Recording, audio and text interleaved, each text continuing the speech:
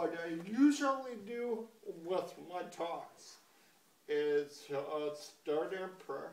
In the name of the Father, Son, Holy Spirit, amen. Our Father who art in heaven, hallowed be thy name. Thy kingdom come, thy will be done on earth as it is in heaven.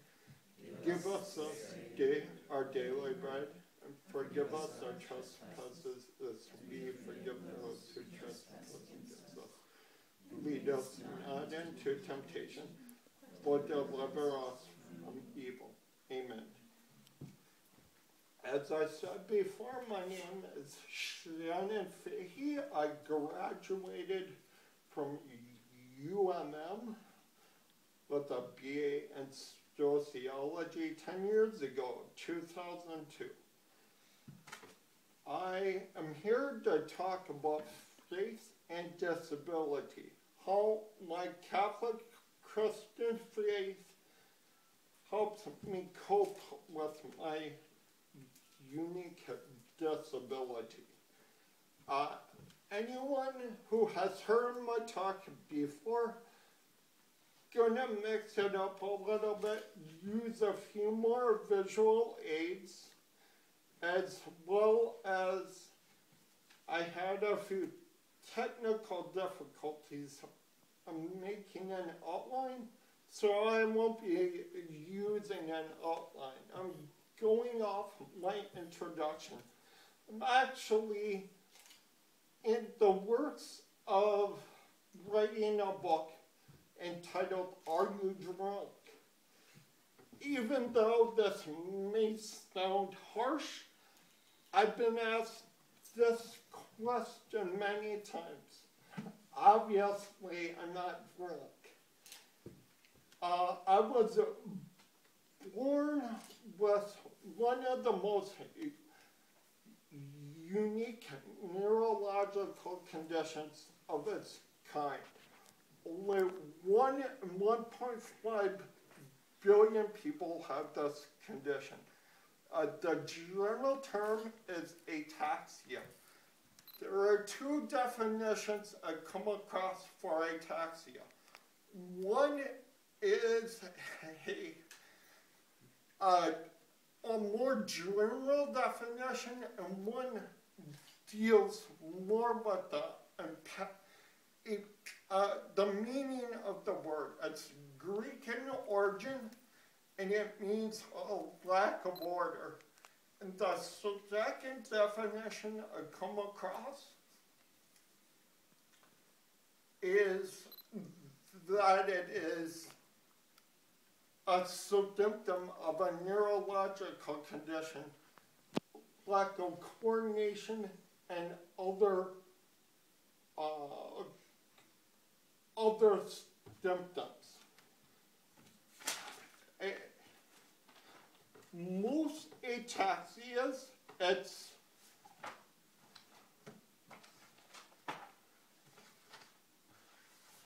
just a minute, I'm not too familiar with this book, so bear with me here.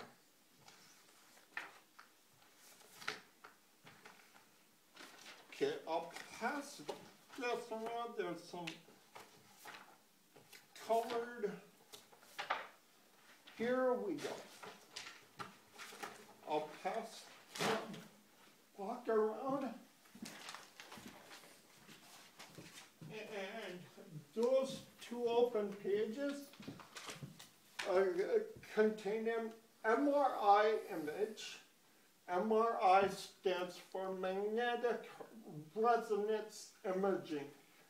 It's one way to see the inside of a person's skull without actually going through the messy, expensive process of neurosurgery. And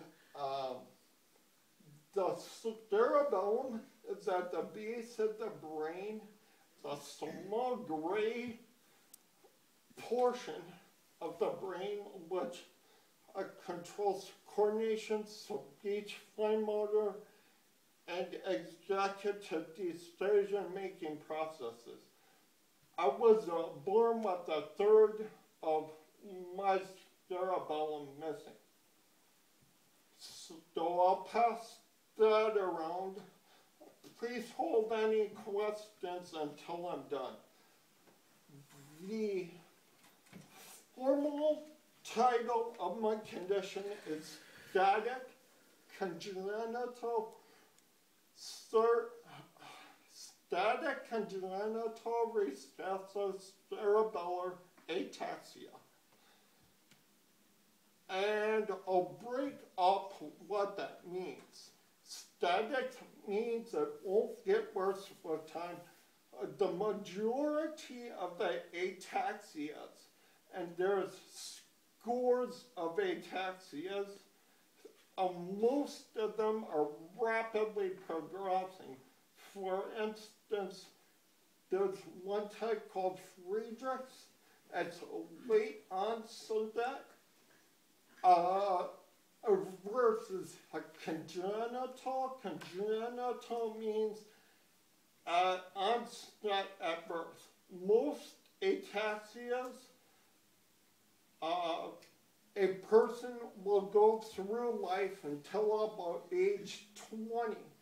And then all of a sudden they'll start losing their physical abilities.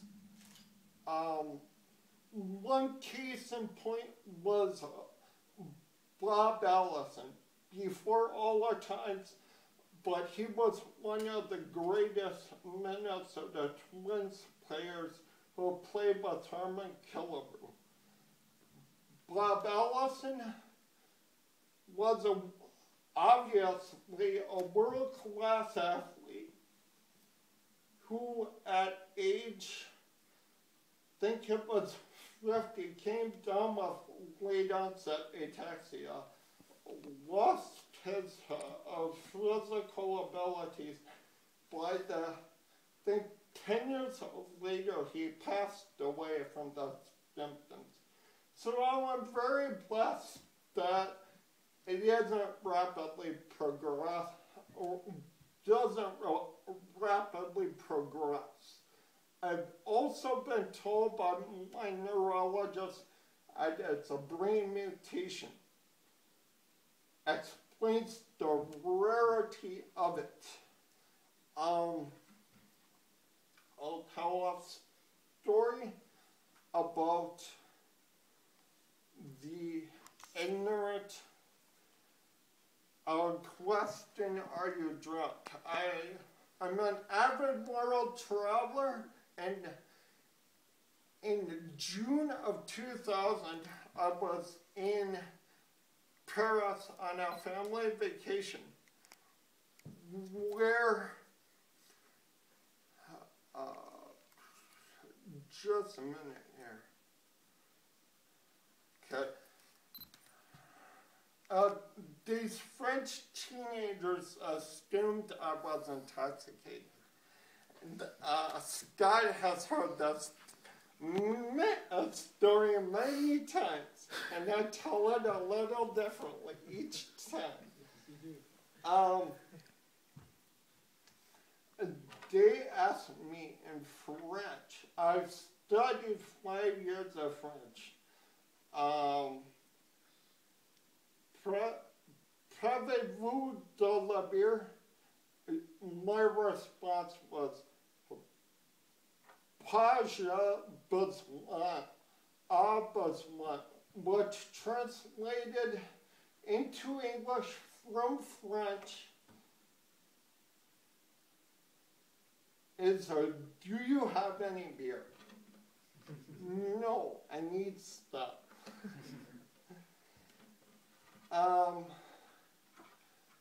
If you can pass the human brain back, I'd appreciate it. Thank you.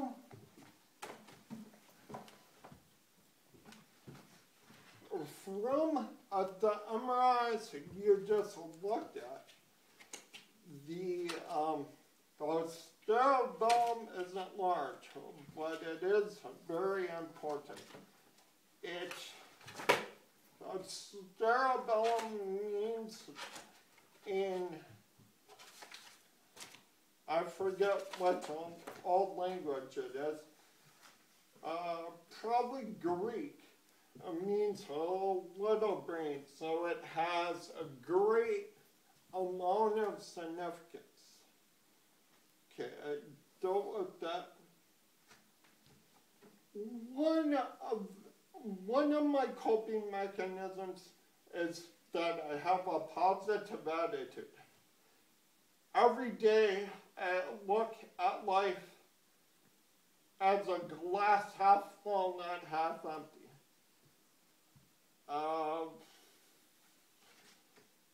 As I said, I'm an avid world traveler. I've been to 15 countries on 4 different continents.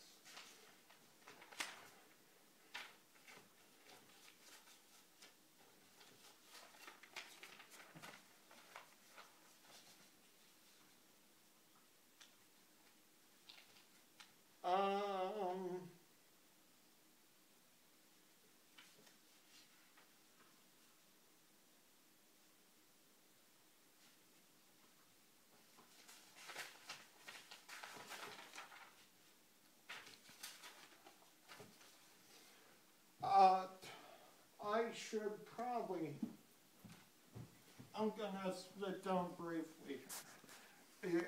Just as we're bilateral AFOs, as they're called, ankle foot orthosis, or in layman's terms, leg braces. They're jointed at the ankle. The common question is, do they hurt? They should not hurt unless there's a problem. Do you sleep with them on? Only if I'm extremely tired, which I've been doing a lot lately. I work full-time at Walmart. They have me running all over the store as a people greeter. So that's how I get still exhausted. 35 to 40 hours a week. The way the leg braces are made is pretty odd, but they do it this way so they're personalized. They take like you're getting a cast, literally a cast. They make a cast of your leg. They wrap it from a start at my toes and wrap the plaster wrap around my toes, up, and the way they remove it before they put the plaster wrap on, they put almost a tourniquet from my toes up to my calf. And then once the plaster wrap is dried, they carefully take a knife and cut along the tourniquet. And then remove the plaster wrap. Then from the plaster wrap, they fill it with hard molten plastic, and then it hardens, and then they have the outer shell they work with, and along goes the rivets, the straps, and everything else. Per pair, they're $2,000.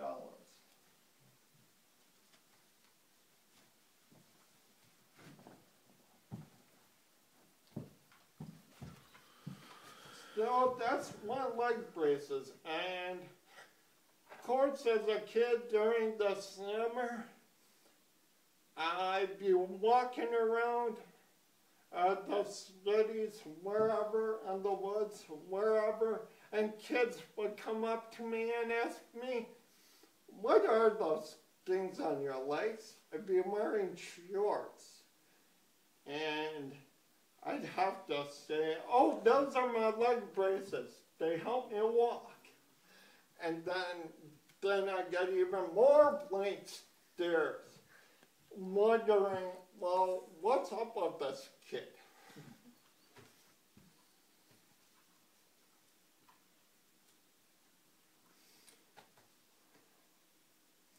One of my favorite quotes by the great Saint Augustine of Hippo is, "Our hearts are restless until it rests in Thee, O Lord." And in my introduction to my book, I talk about how jealous our God is, and not having idols above the Lord Almighty, and I give many personal examples. And then I talk about the uniqueness of the Catholic Church.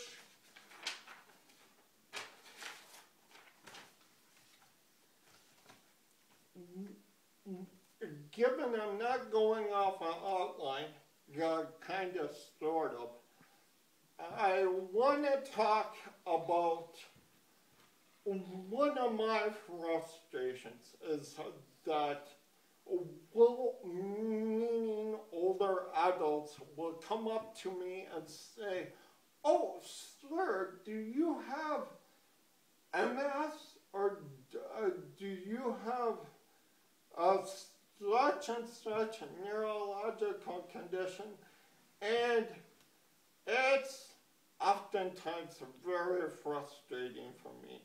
Of course, they want to be educated there on the spot, but when you first meet someone, there's not enough time to do that. I usually say, well, it's known as hereditary ataxia, and then if I know they're tech-savvy enough to really take this to heart, I'll give them the website of the National Ataxia Foundation. Okay, another famous person who had ataxia, which may be surprising to all of you, is the late great President Abraham Lincoln. And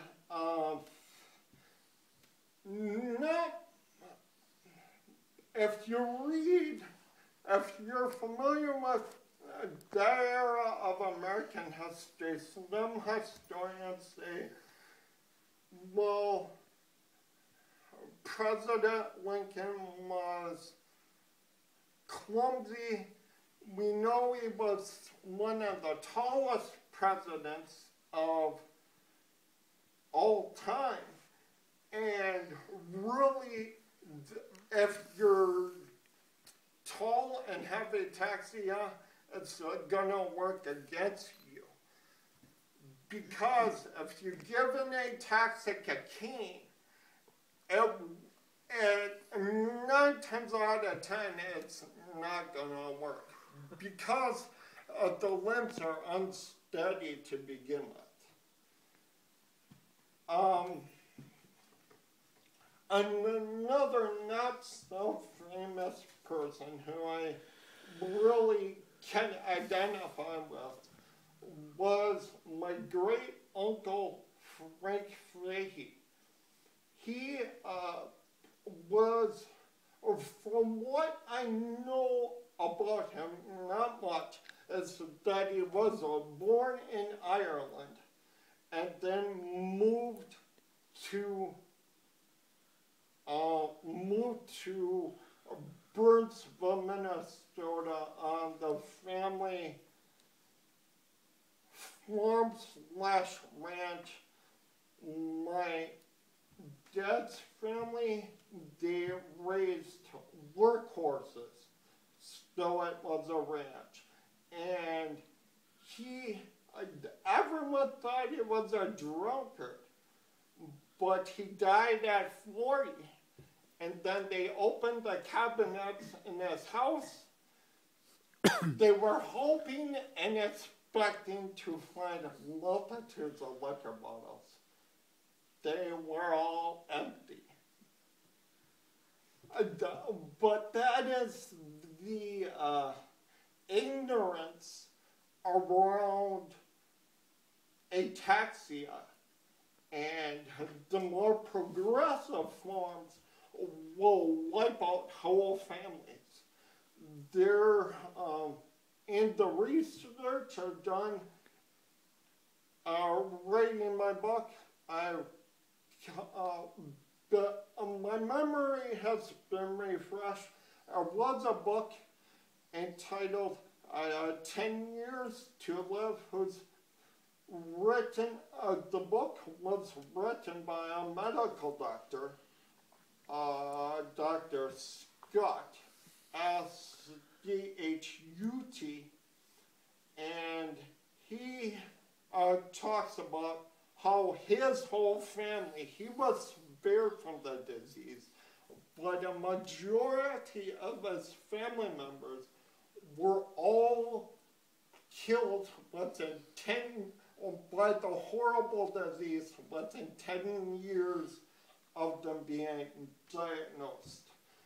Now I'm going to resort back to this great book on the human brain.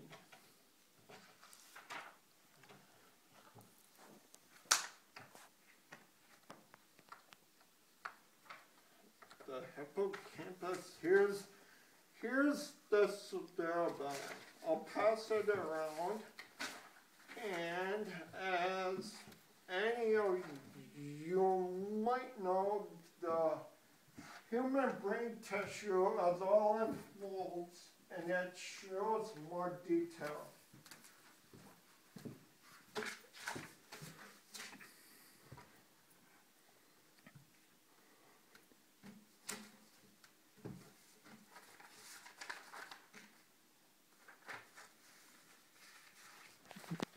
And lastly, but not least, I will, in my verbal presentation, I will talk about some of the tests I've had.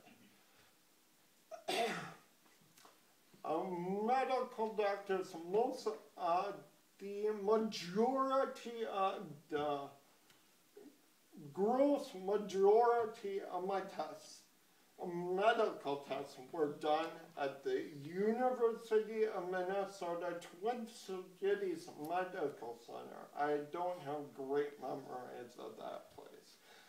Because during the 1980s, during my early childhood years, it was a place of great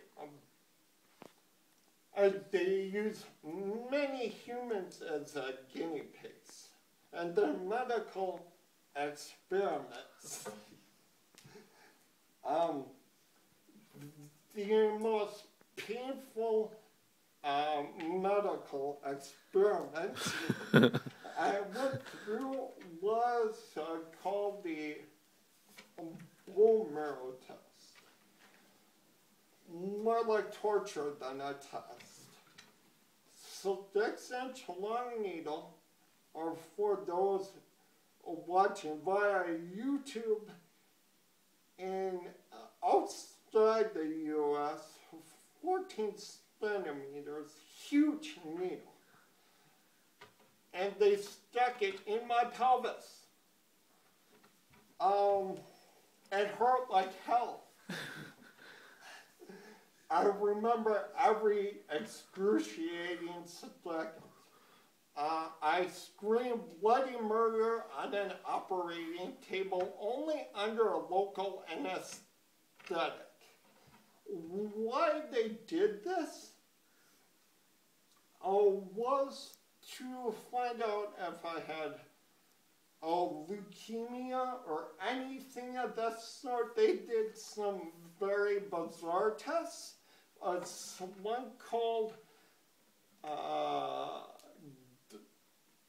MTHFR, MCT oil, which was high-fat diet that I poured it and had my parents pour it in everything. It was supposed to better my coordination. Apparently, I did some research a while back on the internet. It is a high-fat diet supposed to suppress seizures.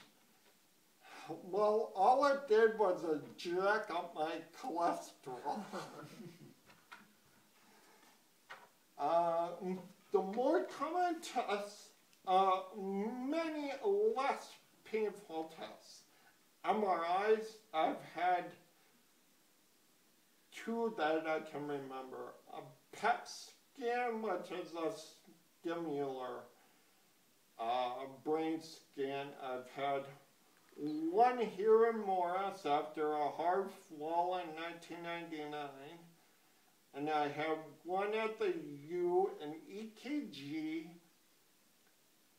EEG, and many blood tests. The odd thing is that the American Red Cross will not take my blood donations, but the U will take it like vampires. And most neurologists will take it like vampires.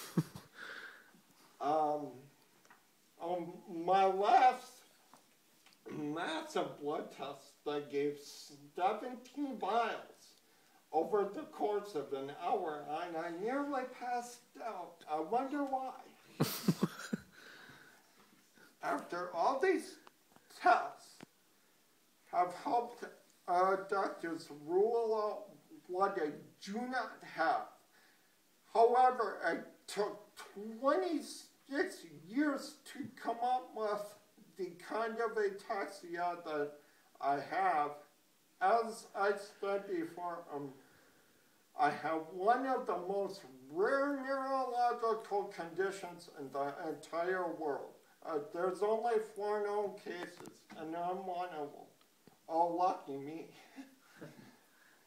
One of the most unique things about my condition is the onset is at or before birth.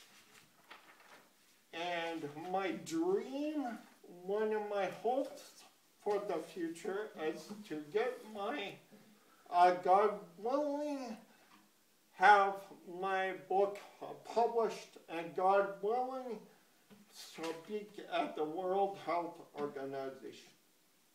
Any questions?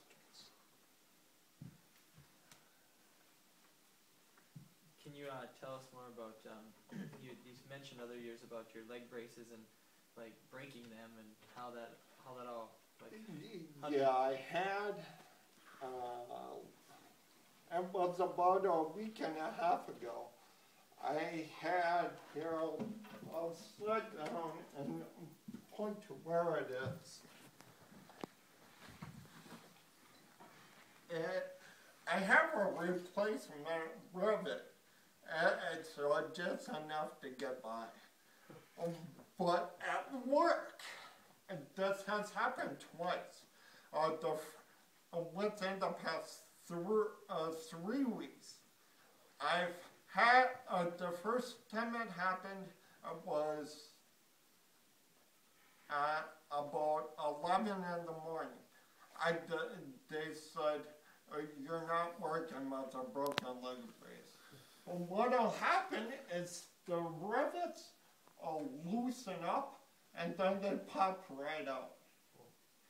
And then I go around hobbling for a little bit, and what'll happen is this lower or upper one will pop right out. And out of anyone who goes to the place that I have these made at, Gillette Children's Hospital, Gillette Specialty Healthcare in downtown St. Paul, I beat the heck out of my leg braces, out of any patient they see, because I'm one of the most active. so I've come out. I've had this pair though for the longest out of any pair I've had. Growing up through a childhood, I walked with leg braces at 2.5, and once I did that, then about every year I'd have a new pair of me. And I had this pair made in 2006, so it's been over 6 years. But at the cost, how much they are, these are small peanuts compared to some of the other adaptive equipment.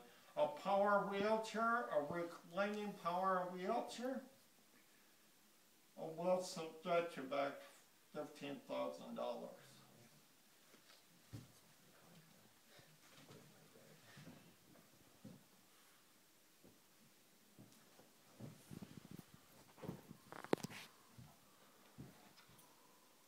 Any others, don't be shy. Obviously, I'm not. Yes? I heard you worked or like lived here at the Newman Center. I did.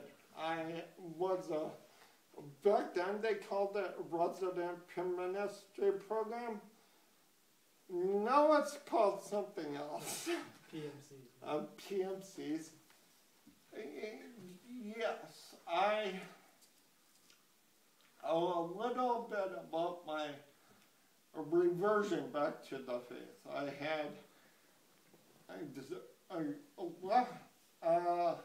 unofficially, I was informed unofficially. If you officially, you have to write the bishop. Unofficially left the Catholic Church, and then returned actually that school year, and I had dramatic and more ways than one catechesis here at the Newman Center. So I really feel like this is my spiritual home. That's why I keep on coming back year after year. Year. And some of the things I learned about was the USCCB, the United States Council of Catholic Bishops, Spanish in the liturgy, the role of women in the church, living in Christian community. I hadn't done that before.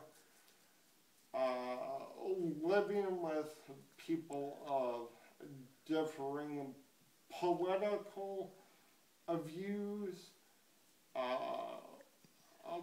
putting up with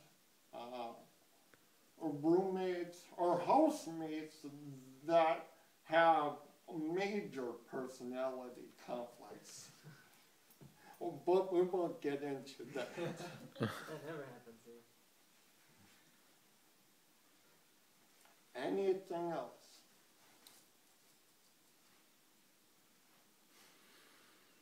With this being homecoming, it'd be nice to share your like stories from the UMM days. Like what? Some I can, some I cannot. Well, I knew Shannon during my senior year, so it's been only 1 year, but I've known him since then. I guess, what were your challenges with your disability coming and going to campus? I remember some were academically. I spent a lot of time at the UMM Academic Assistance Center, and in high school I was using a speech recognition computer program called a Dragon Dictate, No, the school district would not allow me to take that with me once I graduated. I graduated from Henry Sibley High School in Mendota Heights. And my manual typing speed is only 10 words per minute. I had the computer program going up to 80 words a minute. That's a huge increase. But they said it's our property, it's not for sale. Quote unquote, that's what they said. And it took actually 2.5 years to really implement any kind of real system to given my typing speed and my writing speeds, my reading speed's only about 50, 60 words a minute at best. So I used a text-to-speech program called Kurzweil 3000, which is a pricey piece of equipment, but it helped me greatly. I actually spent a lot of time working on a computer at the Briggs Library that had literally thousands of dollars of adaptive software. I felt very privileged to use that computer. It had about $5,000 in adaptive software on it. What about now, Shannon? Isn't there computers that you can speak into and they'll type for you and stuff? Do you have those, or? I do not. I'm glad you asked that question. I tried to train Dragon Naturally Speaking, which is the upgrade successor of Dragon Dictate, and given I have unnatural speech patterns, I found it even more frustrating to try to train my voice. When you start from scratch training a voice recognition software program, you literally have to spend, I'd say, 80 to 90 hours just trying to recognize your voice. And if you're not consistent, if you have inconsistencies in your speech patterns of any kind, it'll be very difficult. Joey, do you have any questions? Well, maybe let's change the pattern and get you two up together, and we'll kind of close this part. Maybe we can circle the couches a little better, and we can hear about your two travels and maybe more about your growing up and your siblings and all that stuff. Okay. So, thank you, Shannon, for your Thanks.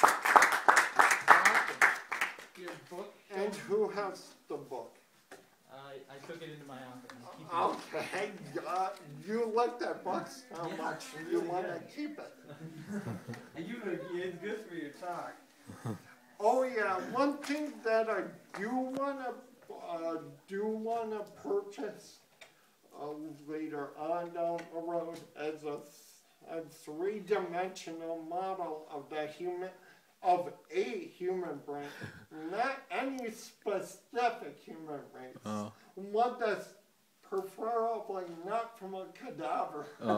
Or not like a human brain like mine. Yeah. Okay. You want to? I think I'm moving the couches. Okay. If you, first of all, about our family upbringing and background, I'm the oldest of 3 children. I have 2 younger sisters, and my father, Tom Fahey, has worked for the international airline industry for over 30 years, and that's how I've been able to travel the world. And a little bit about about me. I'm Joey Patterson. I'm a UMM alum from the class of 2004, so I graduated 8 years ago. Yeah.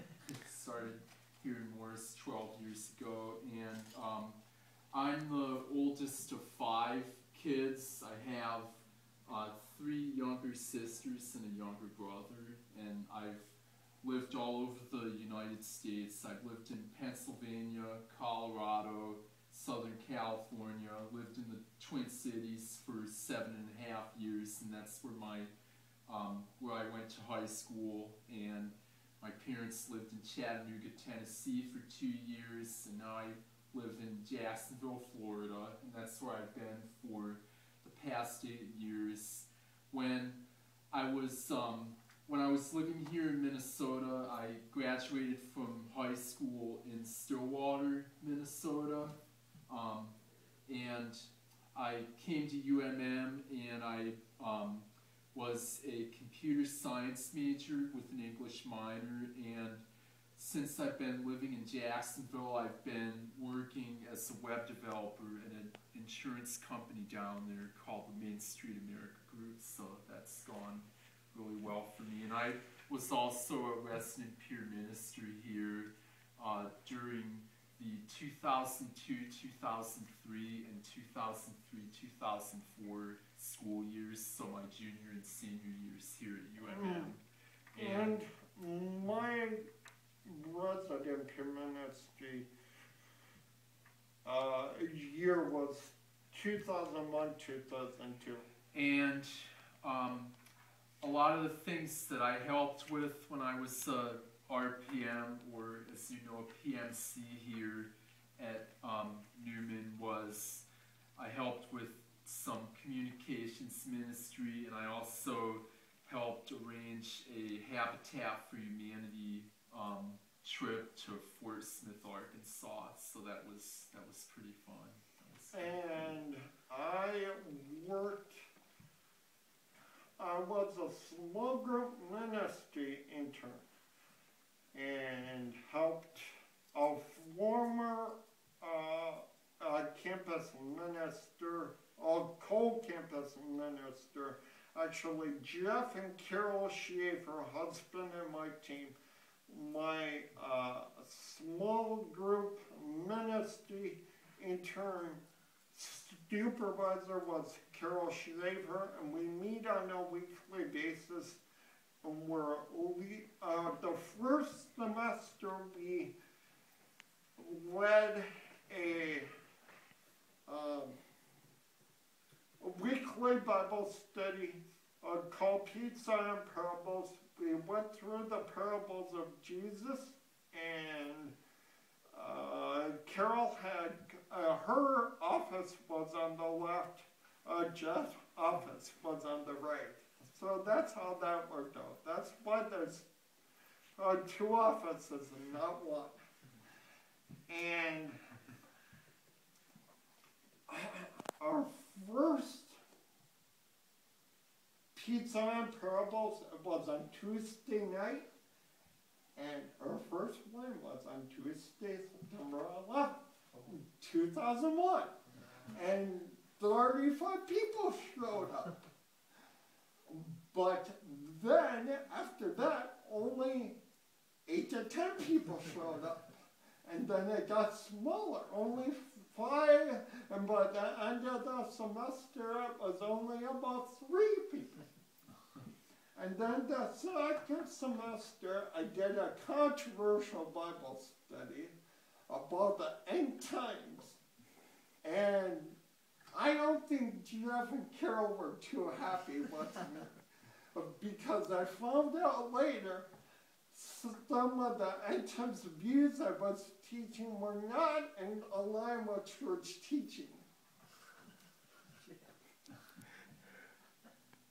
So I guess now we should go into a little bit about how the 2 of us met and our travels that we've done together.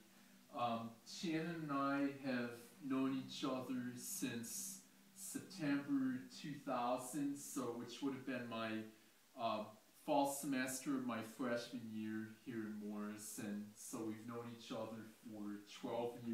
right now? We actually were introduced by a mutual friend of ours. Yeah.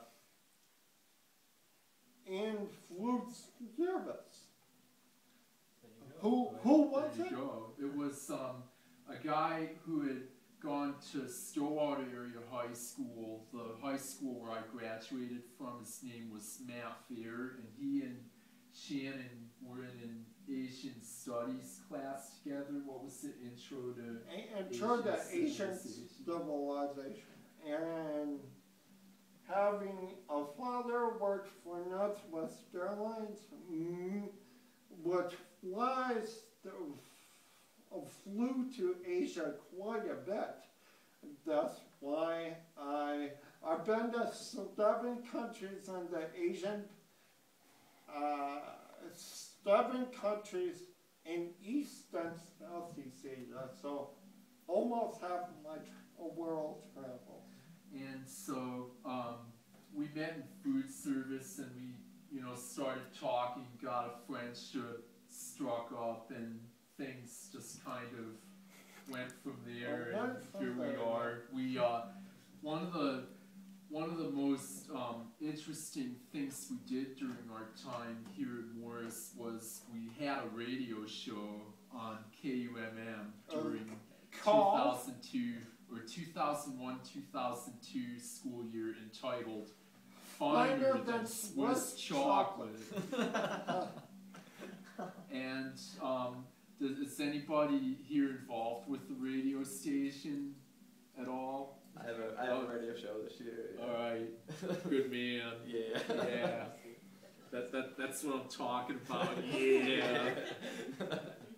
Yeah, we're actually going to be making a return to KUMM this Saturday from 2 to 4 p.m. So if you're interested in what we sounded like, feel free to tune in. But yeah, so I had done radio during my freshman year by myself, and then during my sophomore year, Shannon's senior year, we did it together, and then after Shannon graduated, I did it myself for 2 more years before I graduated.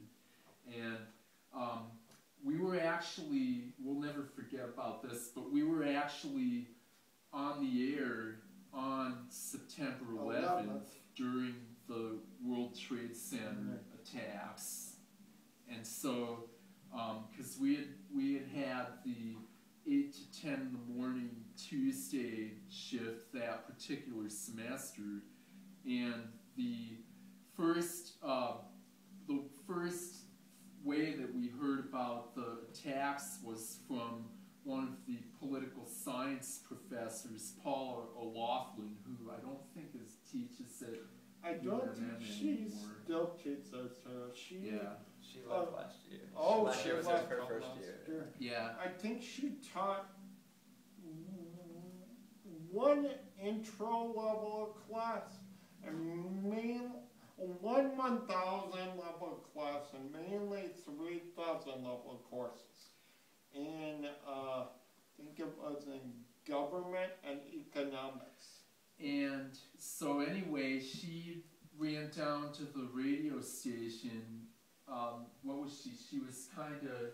she was kind of huffy, kind of short of breath. Yeah. And she goes, "Oh my gosh, guys, guess what just happened?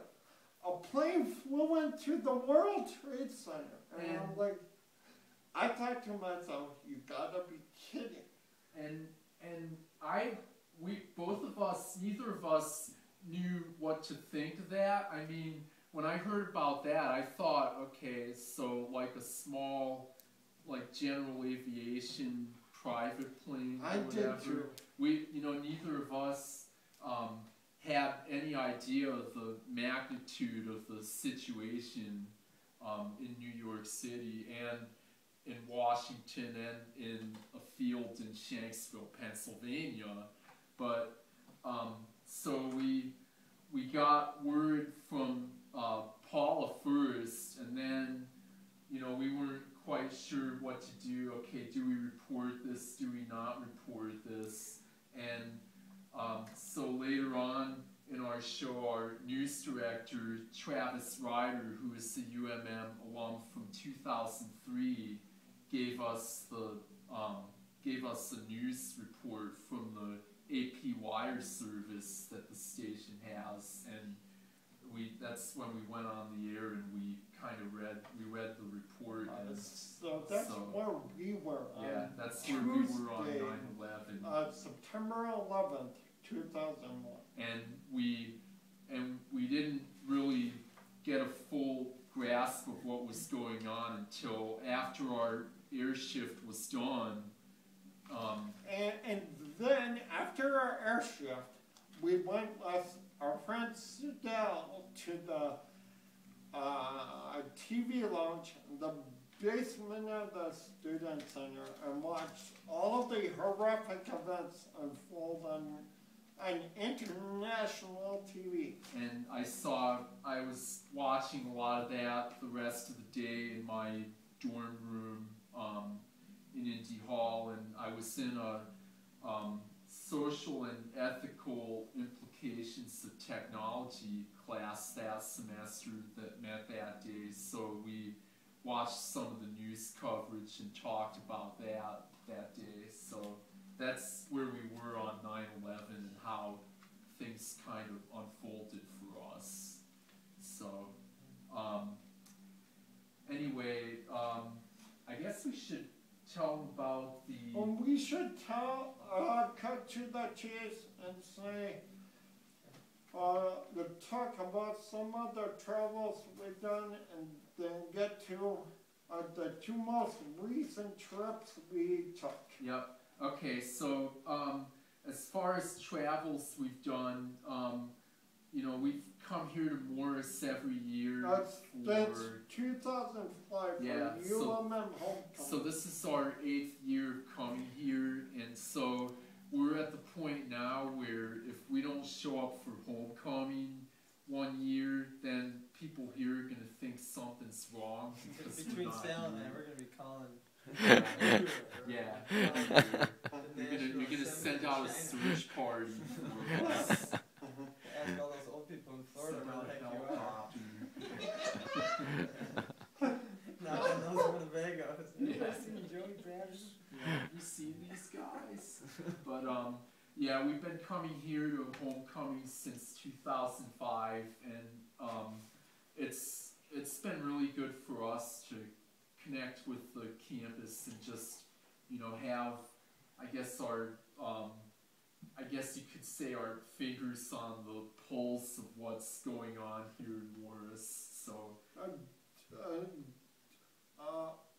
the two most recent trips we've taken aside from coming to UMM Homecoming for the 8th year in a row is in June we went to Ireland with our good friend Brother Maximilian Connolly, who's a Franciscan brother of peace.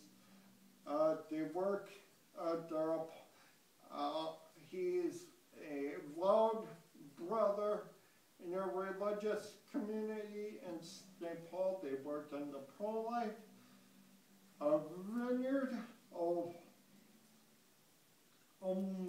the majority of the ministry is in the pro-life movement. They also have twice a week they have a food shelf, but that's not their primary ministry. There's 8 brothers, and I believe 5 of them are trained saliva counselors, and Brother Max is the most dedicated out of any of them. He goes out in front of the new Planned Parenthood abortion mill in St. Paul, which is actually the 3rd largest in the United States, unfortunately. And that's what their apostolate is all about. They were also very involved in the Terry Shriver case I had the chance on one of the trips. That's who we went to Ireland with. Yeah. And here's the. We went to the 50th International Eucharistic Congress in Dublin, Ireland, which took place in June. I dropped the stuff. And basically what the International Eucharistic Congresses are is they happen every 4 years in some city in the world, and they get what they're doing is they're getting people from all over the world together to learn about their faith and connect with each other. They have speakers that come in on different Catholic topics. They have a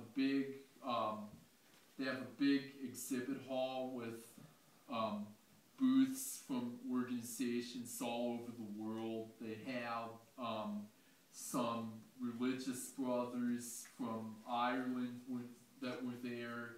They had World Youth Day Rio 2013 represented there.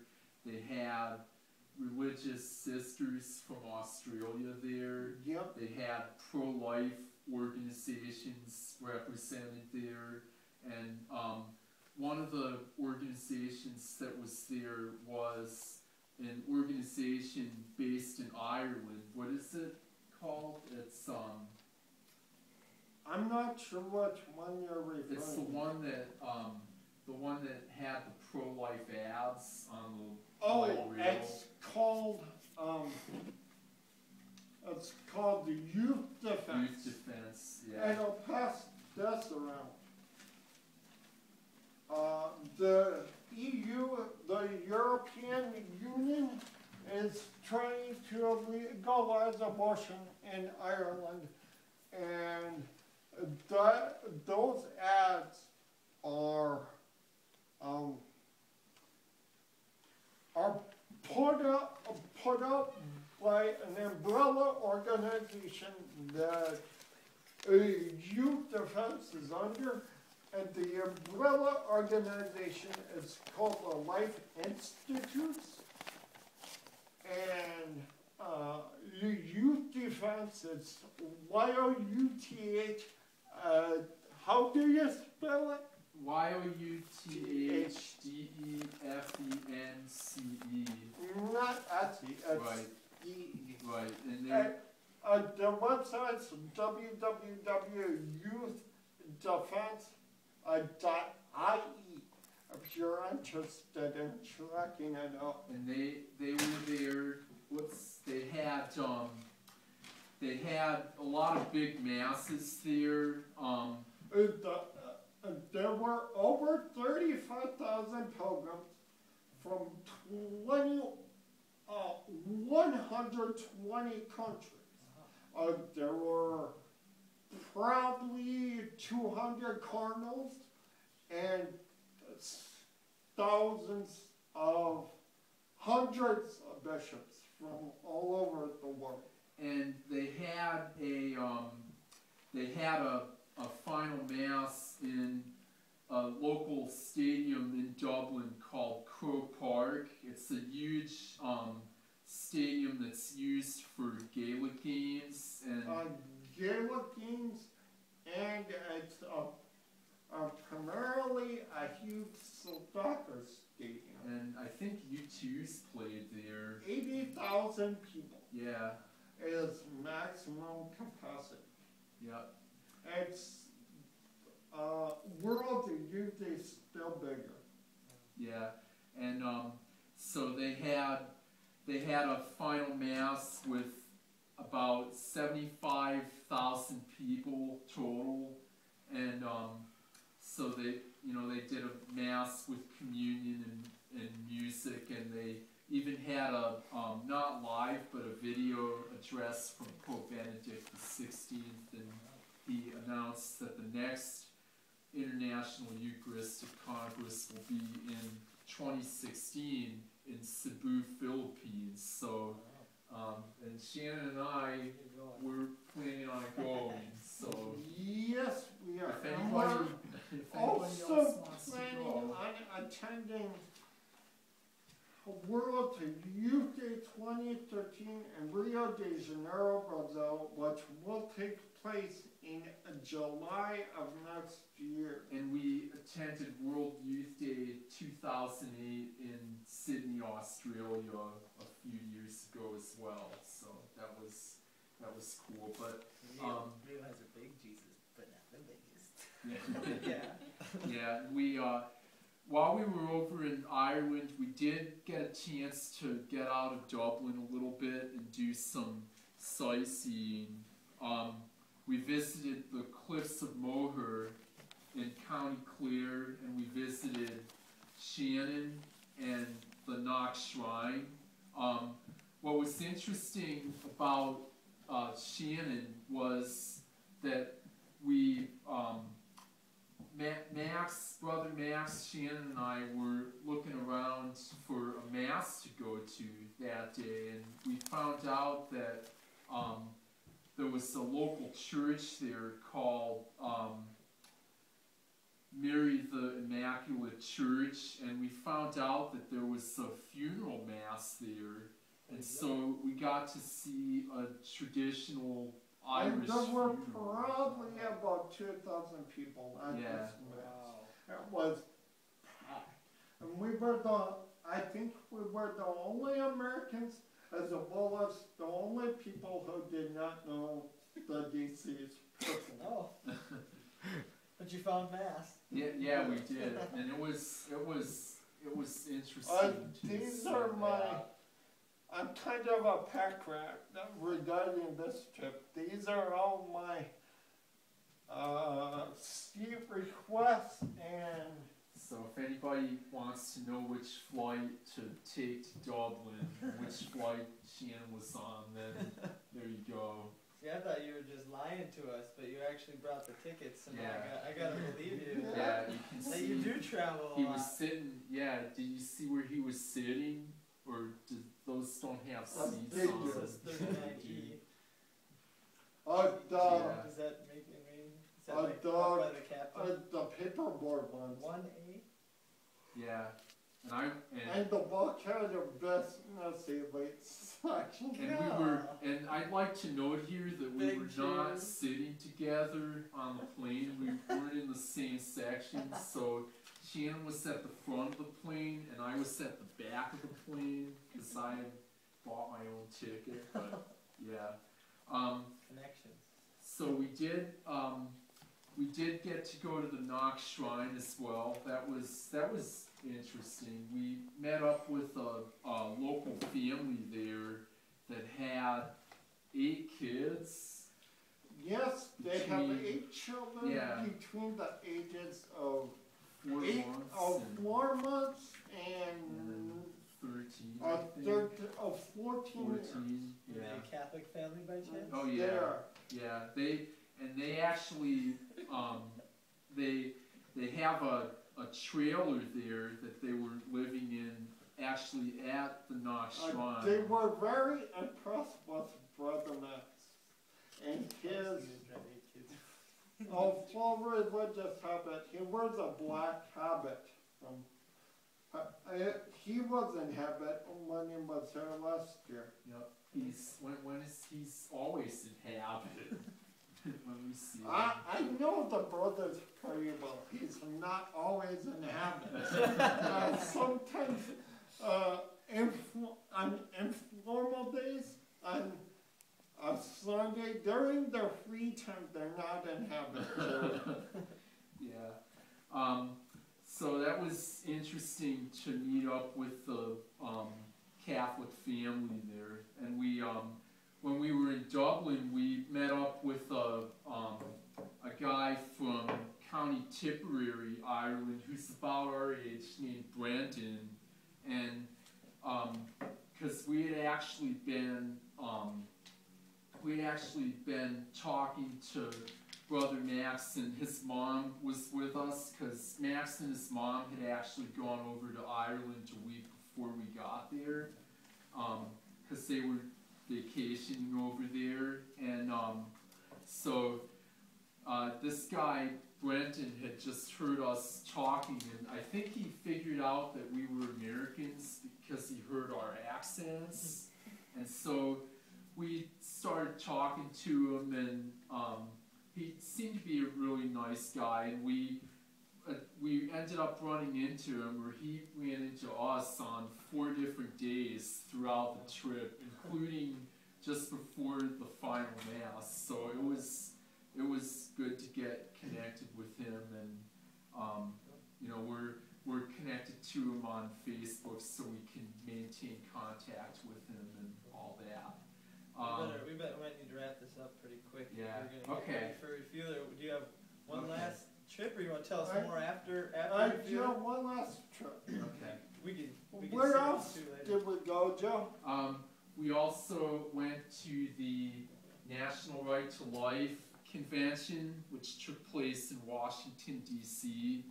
this year, conveniently at the Hyatt Regency, that's right next to the Reagan National Airport, DCA. So, and I had actually gone to the NRLC before. I went last year, 2011, when it was down in Jacksonville, and I just went because I was curious about it, and I knew that the brothers had presented there, because they have a booth there, and Brother Paul does a presentation about the founder of the brothers, and he talks about how the brothers were involved in the Terry Schiavo case, but wanna pass it around? yeah, but this is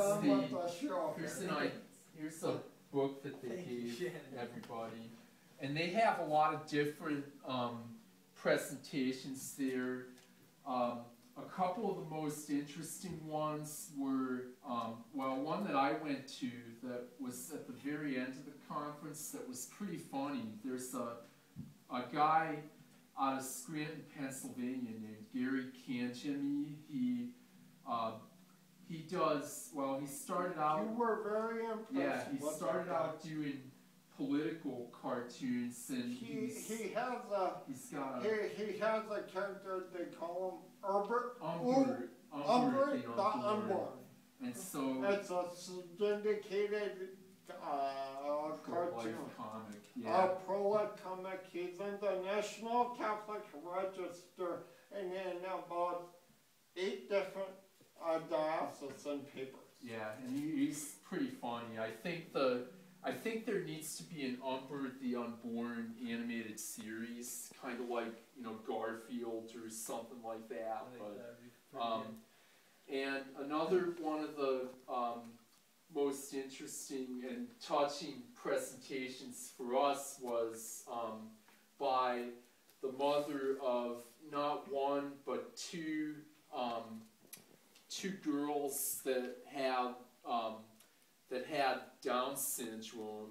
That have Down syndrome. Yeah, that have Down syndrome. One is a biological child, and the other one is adopted from Bulgaria. Bulgaria, yeah, and so she was sharing her story. The adoption story was pretty interesting. It was kind of cool, and it turns out that the little girl they had adopted from Bulgaria is, I think she's 9 years old right now. Yeah, and she looks about 2 or 3. Yeah, she looks about like a she 2 or was 3. grossly malnourished and neglected in Bulgaria. And the mother told a heart-wrenching story how they were able to take she called it a bad baby house. It's actually an orphanage, but they took the bad orphanage to Bulgarian court and they won. Wow. And all of the children are getting hospital care until the nurse will back to health. And so those are just a couple of the things things that we saw at the NRLC conference. And the next one is at in Dallas, Texas, at the end of June. So, you know, if more you're, plane tickets. if you know, save your money. You're college students, but you know, save your money. If you have frequent flyer miles, you could cash those in, and you know, you could go. Their website is nrlconvention.com if you're interested in checking that out. So, Scott, do you know if anybody here is there like a group planning to go to World Youth Day in Rio next year, or March for Life or something? Not out of here, but yeah. There's people that go to the cities. Yeah, we looked at. We're gonna get ready for. Okay. Good. Thanks everybody.